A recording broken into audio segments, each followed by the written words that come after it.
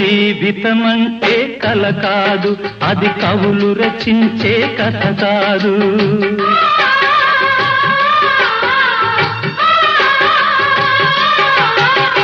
జీవితమంటే కల కాదు, అది కవులు రచించే కథ కాదు. కనుమరుగైనది సిరి కాదు, అది మనదని తలచుట సరికాదు. కుడి ఎడమైతే పొరపాటు లేదను నానుడి సత్యం కాదు, ఇది అందరికి అర్థం కాదు. ఓ